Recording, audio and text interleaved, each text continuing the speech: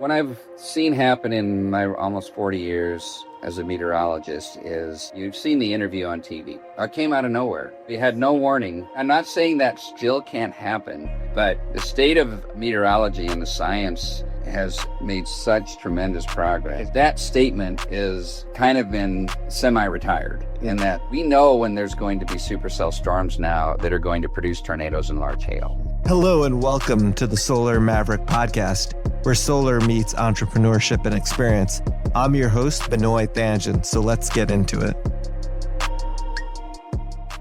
Hi, this is Benoy, your host, the Solar Maverick Podcast. I'm really excited on this episode of the podcast to have Marty McKewon. He's the Director of Renewable Energy and the Chief Meteorologist at Indji. We're here at RE Plus Las Vegas, which is the largest, I think, renewable energy conference in North America.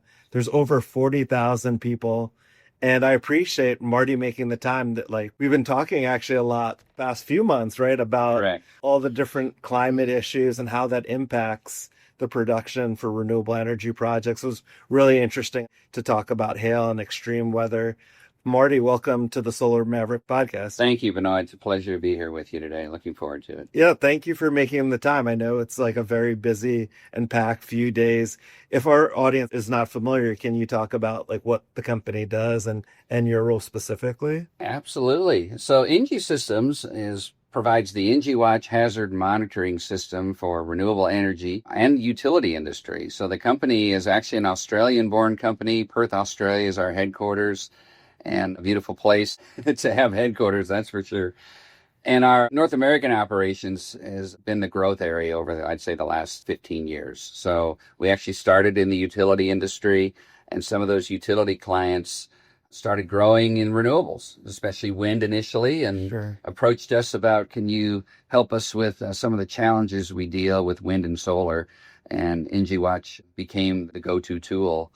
And we're excited to have grown by about 60 new clients in that period of time since we launched in 2013. That's pretty amazing, all the growth. The U.S. continues to grow, right, exponentially with renewable energy, especially solar. I'm sure it's a great opportunity. You have meteorology expertise. How has that shaped the vision for empowering clean energy through better weather insight? I know you talked about the software product. Yeah, my career in meteorology started in 1987 after graduating, so it's approaching 40 years now.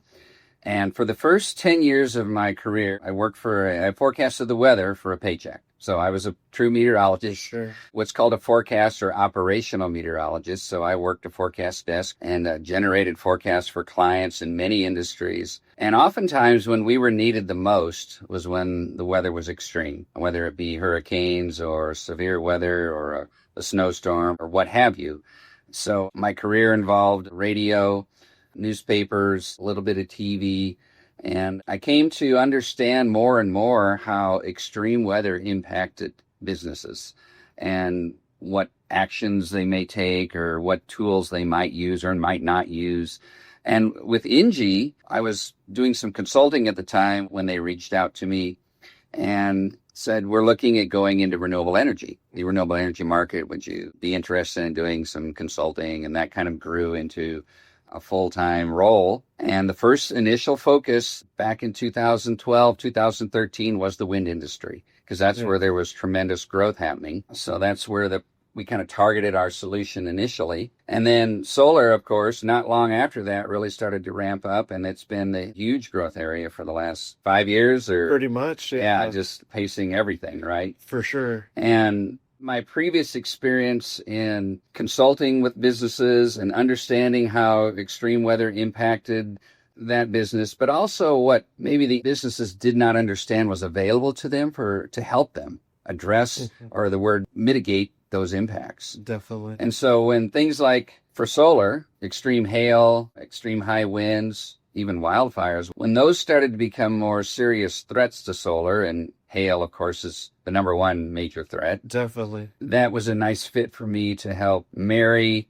our solutions to the problem, to the challenge. And one of the things as a company we do is strive to participate the industry-wide goal of meeting this challenge and addressing it. And it'll never be probably fully solved the area of hail or high wind, but there certainly has been progress made and a lot more to be made, though. I'm sure there is. I mean, it's interesting hearing your background and then the solution that Indji's offering to its clients. So are we seeing more like extreme weather events over time? I know you have around 40 years of experience in meteorology. It seems like, from my perspective, that there seems to be a lot of extreme weather events. Yeah, absolutely. In my career, not only has the state of our science, meteorology, advanced tremendously, but the occurrence of extreme weather has grown exponentially, and it's real. And a lot of it's tied to the warmer atmosphere because of warming climate. Yes. And we see now events, whether it be floods. People know about the extreme flooding that's occurred, flash flooding, where there's 10, 12 inches of rain in a few hours that's caused. And that's the number one threat for life in terms of deaths on an annual basis now is actually from flash flooding. It's not tornadoes anymore. It's flooding, whether it be hurricanes or just thunderstorm flooding. Sure. Whether it's extreme temperatures, whether it's large hail events, supercell thunderstorms that produce extreme hail, 2-3 inch or larger hail, everything has become more common and is occurring on a more frequent basis. So the old once in a 500-year event is now more like a once in a 200-year event, or it's more common now than it was 15 years ago. I know it seems like you hear about extreme weather now all the time, where I don't remember hearing. A subtle thing is I was visiting a renewable energy company in the Portland area a few years back, and we're meeting for dinner. And when I got there, it was like 95 degrees, and I'm not from that part of the country, but that was an extreme heat event, and it had been going on for days. And a fair majority of the restaurants where we were at least in Portland, did not have air conditioning because it wasn't something that was ever really a concern. Yeah. But here now, extreme heat's touching every part of the country. Oh, for sure. The Pacific Northwest. Yeah, definitely. I mean, that's really interesting. And who's your like typical sort of client that you work for, and like what are the services that you provided? I know you talked about it a little bit, but it would be great. Sure. If you could share more detail. Yes. We work with, as I said, over 60 renewable energy companies now, the full spectrum, all the way from hydro to wind to solar to battery storage. We're working with those companies. A lot of it's utility scale, especially in the area of solar, although we're starting to see some growth in community scale. And our solution, Indji Watch, is a hazard monitoring tool. It's a web client. It's also available as a mobile app. So our clients are looking at that in a control center. Sure. They're looking at that when employees are out in the field doing maintenance. It's used as a risk mitigation tool for asset management. Mm-hmm. And what we do is we integrate private and public weather data into our platform, and then we build intelligence gathering that data, modeling threats, whether it be a hail threat, whether it be an extreme wind threat, what have you, in relation to the actual asset itself. So one thing that sets us apart is we work with our clients to model the asset exactly as it is in the real world. We're not monitoring a pin or a circle or anything like that. When you zoom into Indji Watch, you'll see all the solar panels, all the inverters. You'll see in wind, you'll see the turbines, you'll see transmission lines, etc. Sure. So we're monitoring that full asset. And then if we create buffers around that, what have you, those buffers correspond to the asset. So it makes it a more accurate approach of monitoring, which leads to more accurate alerts and information for our clients. Yes. Oh, that's interesting. That's a game changer for clients, especially to mitigate these events. And that's really interesting to hear because I didn't realize that you're actually doing it project specific. Right. And you wouldn't want it any other way, right? We've got Indji Watch, which we have in many control rooms, and they're giving a tour to an important client or maybe an important investor. And there's a storm happening at one of the assets, and they're maybe asking questions about that. If the client wants to show that at a more close level, they want to see their asset as it really is and see which storms. Some of these assets, as Benoy, are extremely large now, and storms may impact just a portion of the asset. Definitely. And that's important to be able to communicate to our clients. Oh, that's a great point. And as time goes on too, projects are getting larger and larger. Yes. for sure. And that doesn't seem to be changing, right? Yeah, no. They seem to get larger all the time. Seriously, what was considered a large project a few years ago is small comparatively. So Right. that's really like interesting to hear. And I know we've spoken like in the pre-interviews about hail, one of the biggest risks. There was that one project in Texas. That was a utility scale solar project that it damaged a lot of panels, which was a pretty big like wake up. Yes, there's been several in Texas. The most recent, you're referencing the Fighting Jays Yes. event. And that was a year ago in March. And that was back to your earlier question about how has extreme weather changed. So some people probably know, but there was actually 2 damaging hail events at that location in under a 12-hour period. What makes it even more unique is they were both major hail events. The second one had larger hail, and that one actually rolled through around 3 a.m, which most people don't think of a hailstorm. Imagine if that went through a city. Yes. And all of a sudden, softball-sized hail's hitting houses and cars at 3 a.m. The timing of that was also unusual. So the occurrence of hail, whether you go all the way back to Midway Solar or the more recent Fighting Jays event, has everyone's attention. There are studies that show supercell storms that produce the 2 and 3 inch and larger hail are more common now and occurring more frequently in just about all parts of the country, especially east of the Mississippi River, is where there seems to be a growth in supercell storms. So you may think if you're living in New York or Virginia or somewhere east, that happens in Texas and Oklahoma. Not really here, but that may not always be the case. That trend, unfortunately, is increasing and spreading east. Yeah, definitely. That's really interesting to hear. I know you talked about the size of the hailstorms reaching sizes. I know we were talking about 2.5 inches or more. Like, what mitigation strategies are proving more effective for solar PV sites? Yes, there's been a lot of progress in that area. And now the industry acceptance and standard is you want to stow your panels at the maximum tilt available with the system you have. So that's probably going to vary from maybe older systems at 50 degrees to some of the newer ones are now 77 degrees. And who knows, maybe that'll keep increasing. Sure. But that allows the hail to have more of a glancing blow on the panel. That makes sense. Versus the more direct impact. The kinetic energy will be less. Yes. So the damage will be less. And the other pretty much standard practice is, if time allows, to stow the panels facing away from the direction the storm is coming in. So if the storm's moving in from the west, you want your panels facing in an easterly direction, which increases the angle the panels are placed at and more of a deflecting blow, versus if you had the panels facing to the west with the storm moving in from the west, there will be a greater impact to the panels and more damage. Sure. It's still, again, if you don't have enough time, and the best got to get to max tilt regardless. And then when time allows, that some people refer to it as a back stow, with the back of the panels facing toward the storm. For sure. Do you see, because of that, people putting maybe more trackers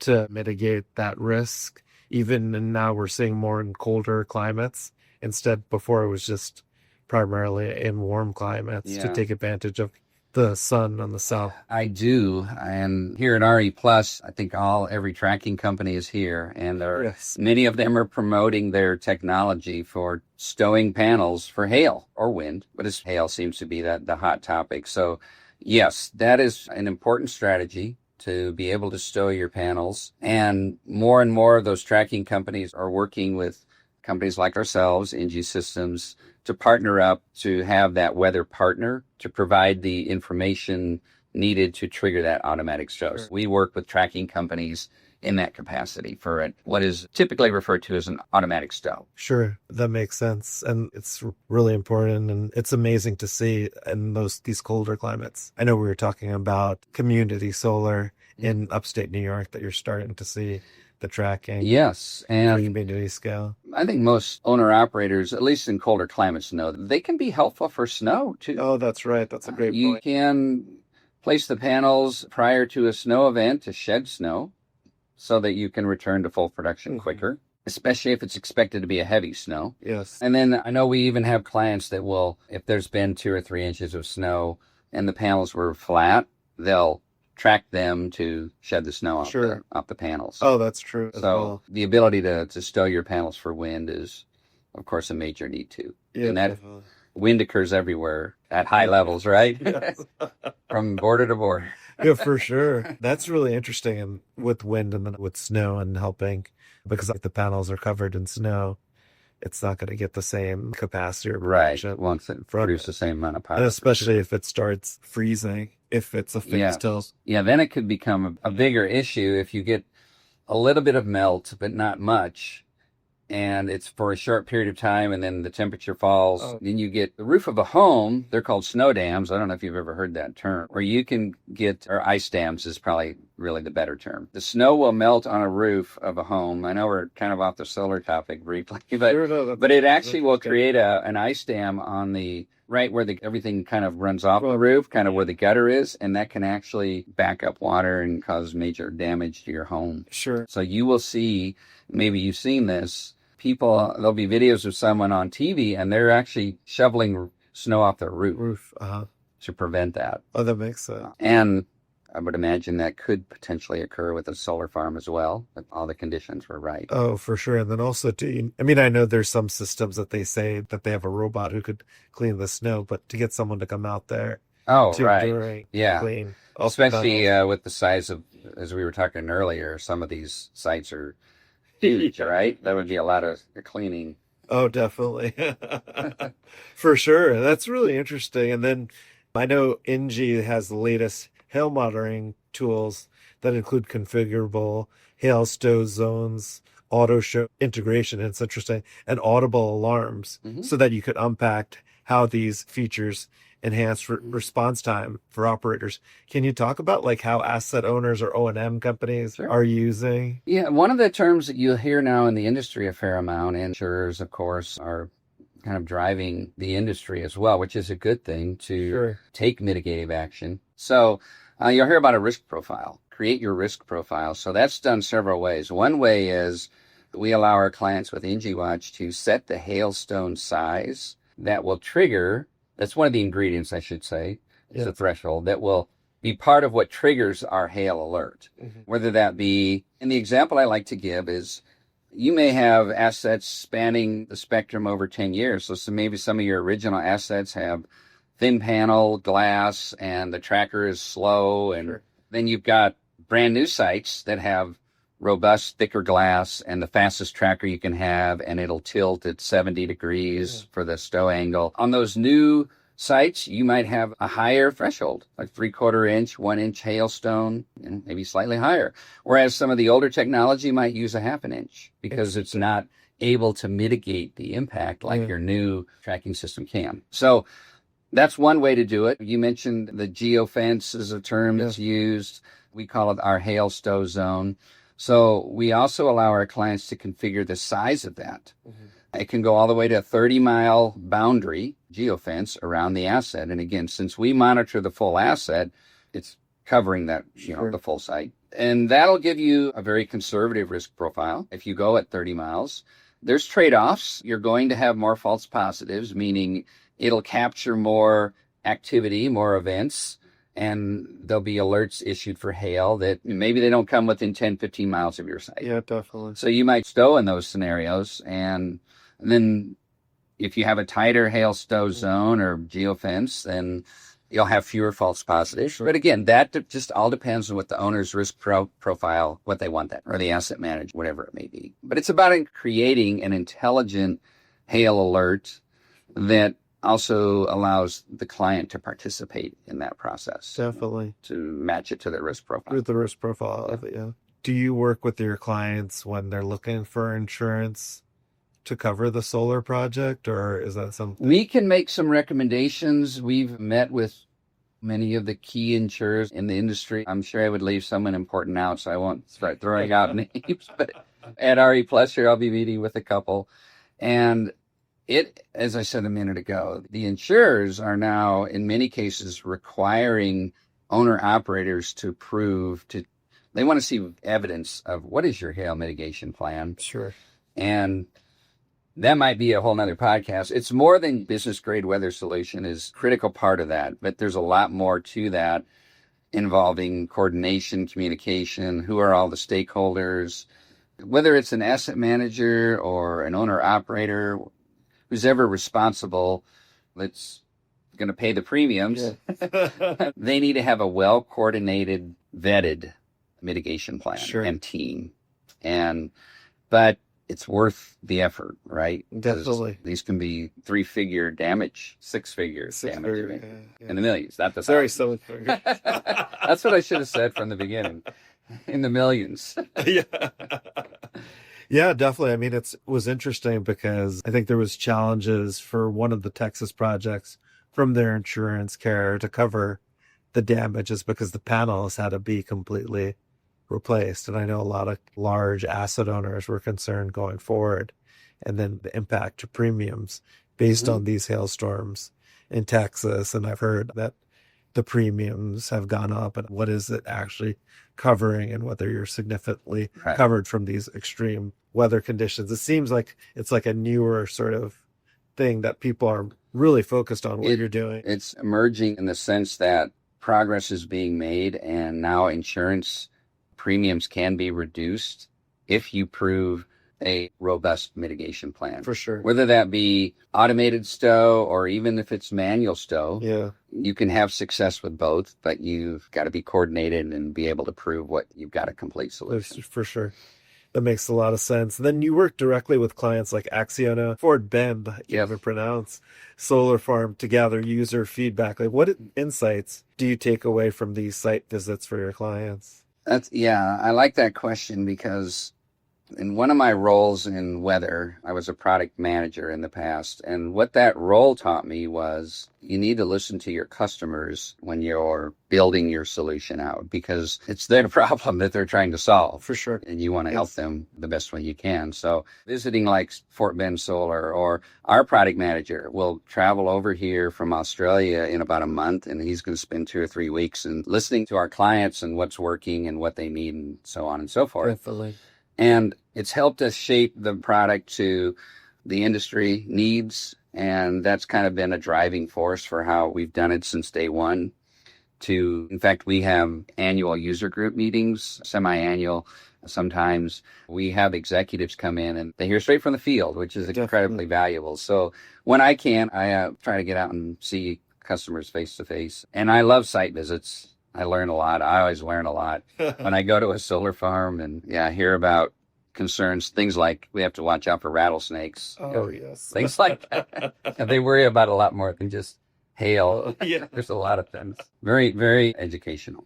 Oh, I'm sure it's always when you go to site, you learn a lot of building client relations and really trying to understand how you could help them, their projects. And these extreme weather events is a major thing that they have to mitigate the risks as the asset owner.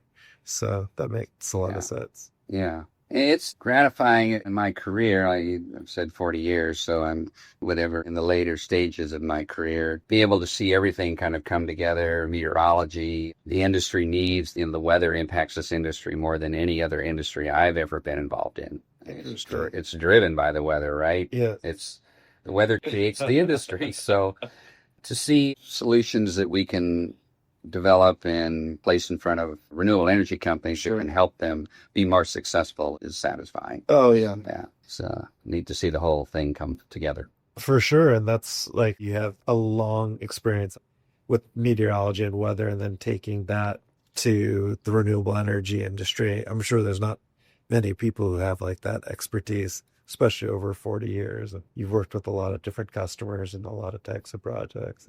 Yeah, I have. It's been a fun career, though. Any kind of weather event you can think of, I've had some role in either forecasting or helping people be better prepared. Sure.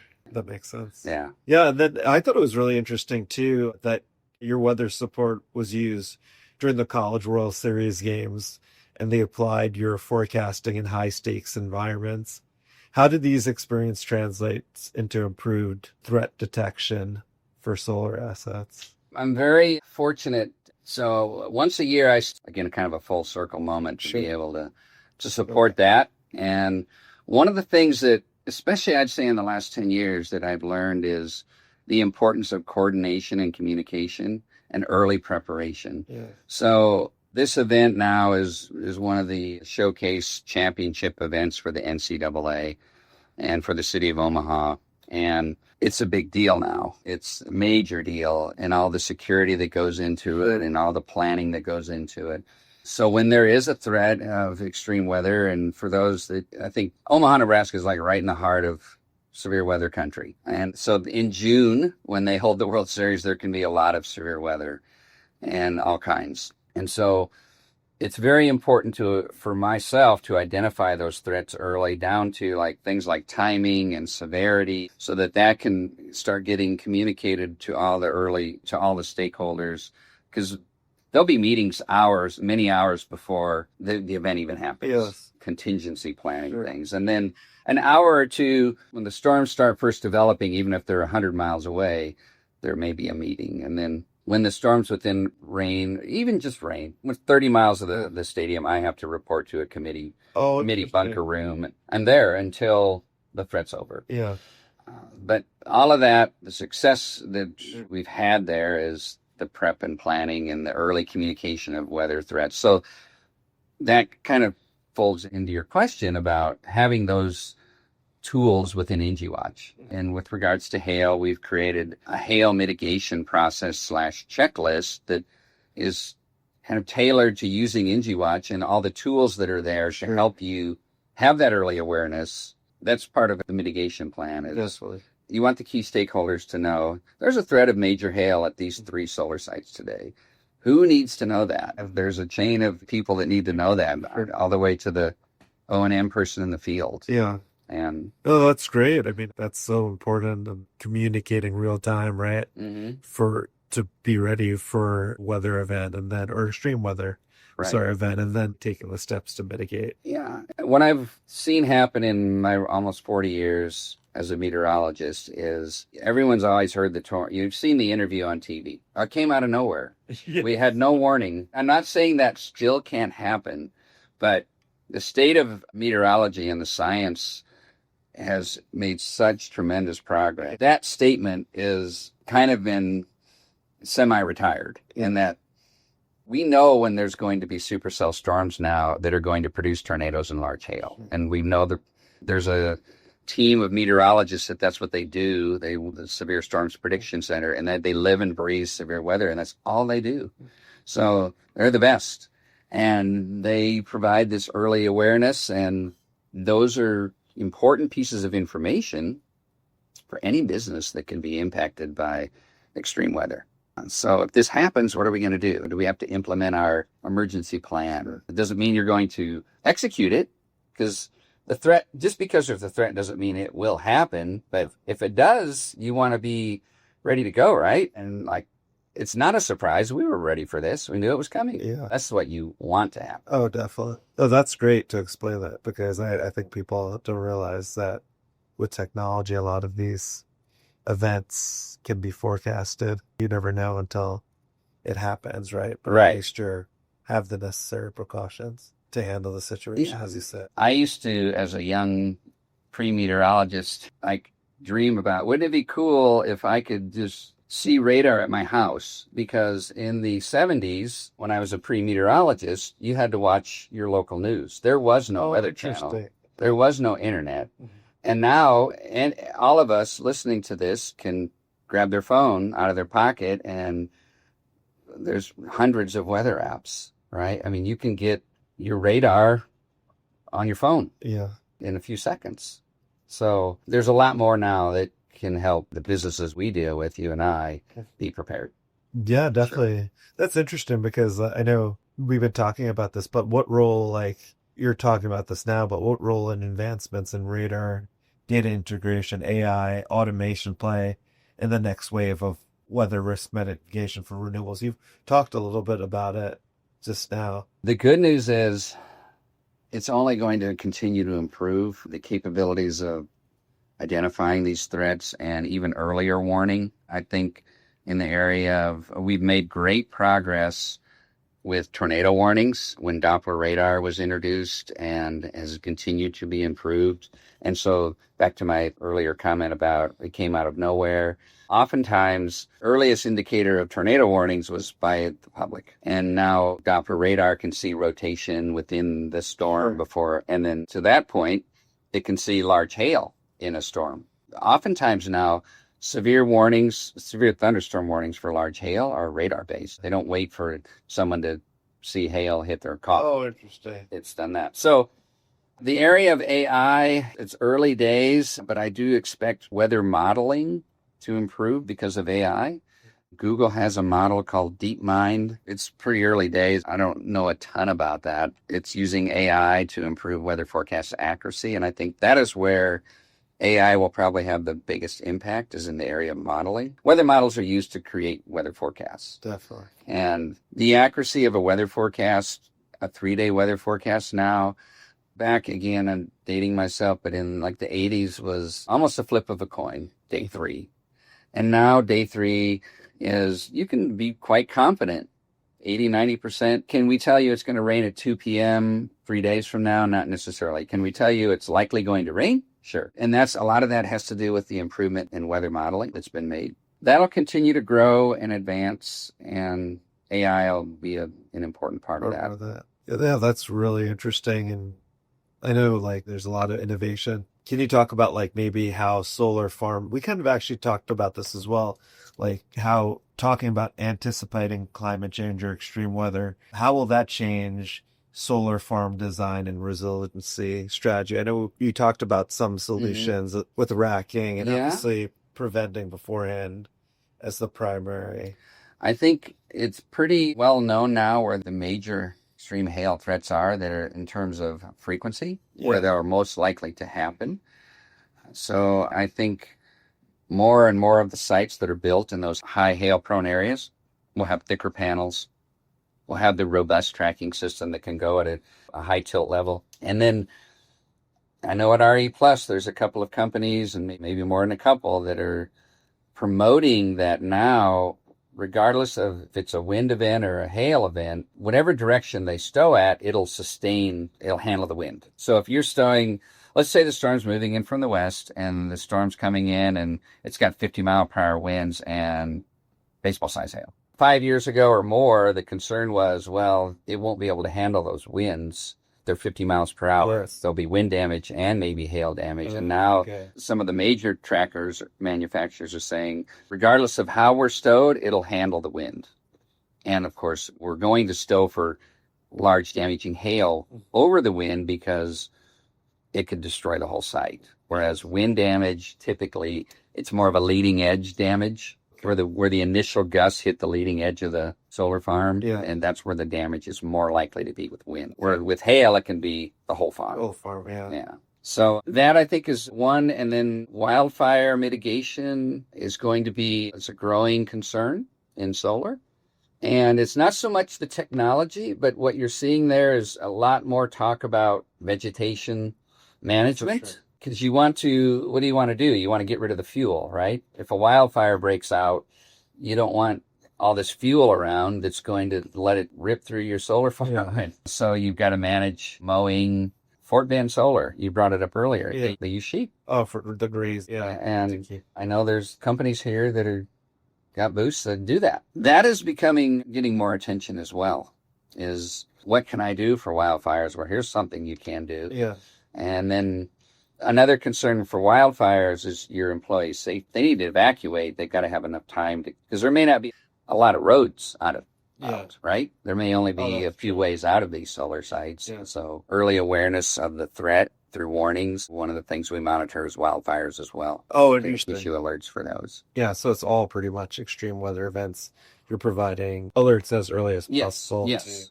Have your clients mitigate those risks. Right. In this case, it's a safety concern at number one in the case of a wildfire. Because I'm not aware of anything a solar farm can do from a stowing, but if you've got contractors or staff and there's this fast-moving wildfire coming in, they need to have time to leave.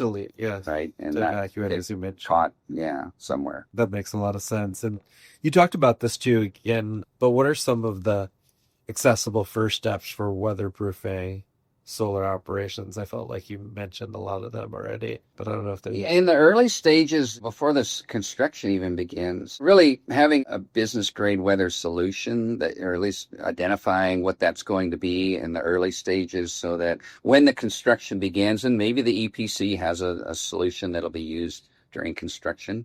But in the case of a solar farm, at some point, panels are going to be delivered to the site. They're going to be staged somewhere, right, before they're installed. And I was at a conference 2 years ago where one of the panelists said over 50% of the claims for solar panels were actually in the construction phase.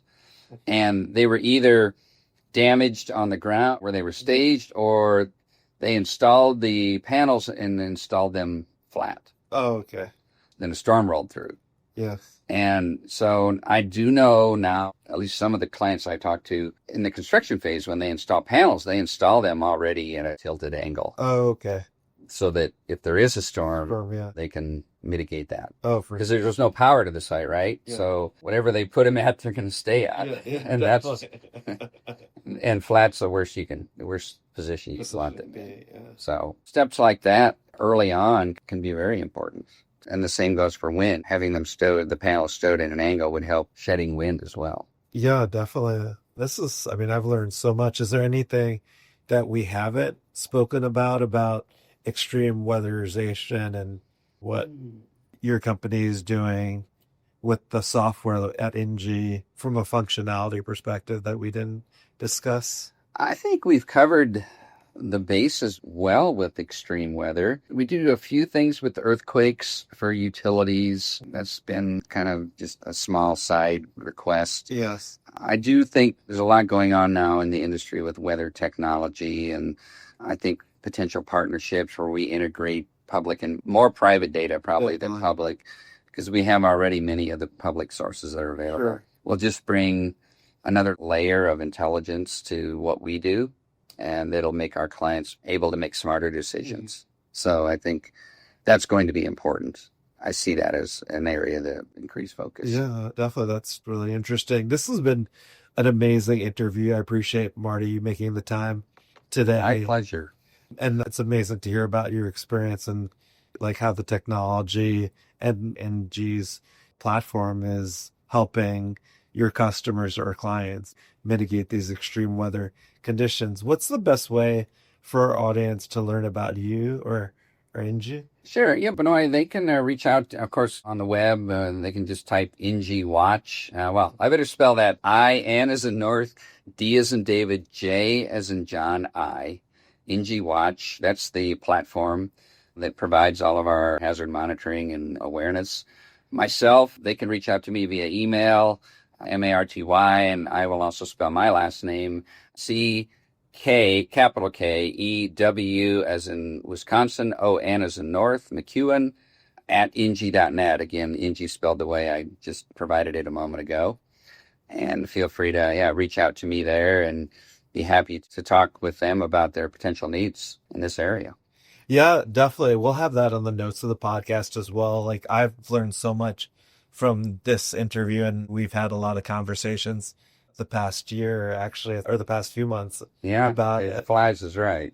Yes, 2025 is almost over since we're already in September. And right. I was just curious too. I mean, have you seen any impact with the Big Beautiful Bill being passed? Has that impacted like how your clients are looking at things, or that's totally like separate because you're dealing with O&M and asset management more than new development of project? We aren't too involved on the development, like early stage development, right about that. They're not too involved. Not on the early stage development. It's usually when everything's been approved and then they're going to start thinking about construction and so forth. I know that's a hot topic for RE+. For RE+. And it does seem like you're the expert here far more than me, Benoy, but there could be, maybe some slowdowns coming, especially in 26 or 27. But in terms of our solution, we have not seen any impacts on our data availability or immediate concerns about future weather modeling advancements and areas like that certainly is crucial to continue that effort, because whatever side as people fall on with the debate about global warming, I mean, like, globe is warmer, so just that's where I fall on it. Whatever side they may fall on, extreme weather is a growing problem, and I don't see that changing anytime. Yeah, in the future. And out of my own curiosity, is extreme weather going to get worse over time? The past 15 years, do you think?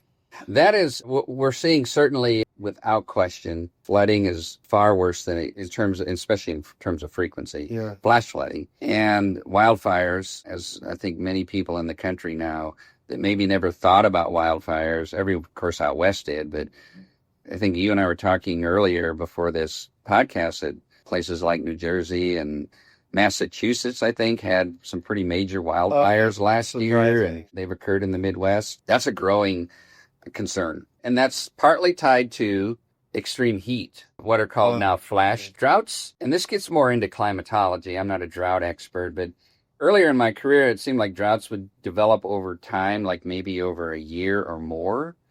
And now these flash droughts, where you can have good moisture for several months, all of a sudden with extreme heat, the earth gets dried out, everything gets dried out, and you can have a drought develop in like a month or two. I mean, they just seem to come at a much quicker pace than they used to. And I think some of that is definitely tied to the extreme heat waves that we're experiencing. I think we're due for another one here toward the end of the week in the middle of the country.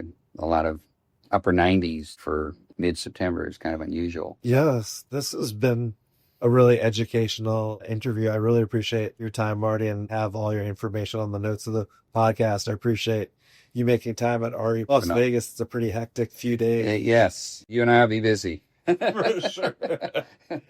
Well, thank you again. And I can't wait for our audience, who we call Mavericks, to listen to this episode. And thank you again. Thanks for listening to the Solar Maverick Podcast. The Solar Maverick Podcast is brought to you by Renew Energy. We're a solar development and consulting firm. If you believe that this podcast is adding value to you, please give us a 5-star review and share with those that you think could benefit from this information. Please email all questions, suggestions, and feedback to info@renewenergy.com.